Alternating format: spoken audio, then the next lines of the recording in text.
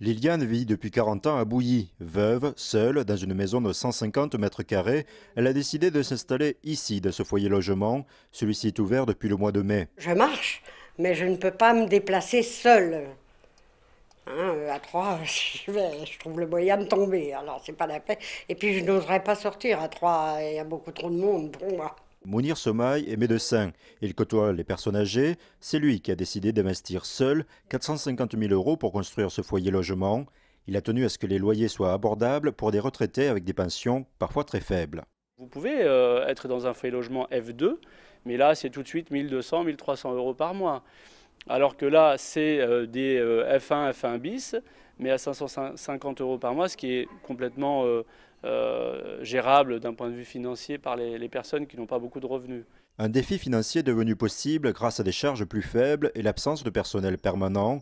Ici, les 4 logements de 50 mètres carrés très lumineux sont adaptés aux personnes handicapées.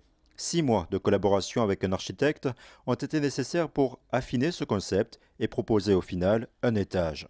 Alors un escalier pour les personnes âgées, non, mais c'est de préférence pour la famille qui va arriver d'une ville à l'extérieur de l'agglomération troyenne et de l'Aube et qui va vouloir rester un week-end ou plusieurs jours avec sa mamie ou son papy et donc pouvoir dormir sans être obligé d'aller à l'hôtel. Et ça, c'est courant ou pas dans les foyers? Pas du tout, ça n'existe pas dans les foyers logements en ville. Autre élément qui n'existe pas en ville, un poulailler. Ici, Mounir Somaï a marié bois et briques afin de respecter le patrimoine local. J'ai fait faire, à part le petit logement qui est derrière moi, qui était extérieurement comme ça, tout le reste tombait en ruine. Tout a été refait à Z et conçu et maintenu à l'ancienne. Ce foyer n'est pas financièrement rentable. Chaque mois, Mounir Somaï ampute une partie de son salaire pour rembourser les prêts, mais il s'en moque. Peut-être parce que je voulais laisser une trace après ma mort, en plus de mon métier. J'aime beaucoup les personnes âgées et je voulais travailler pour elles et pour eux et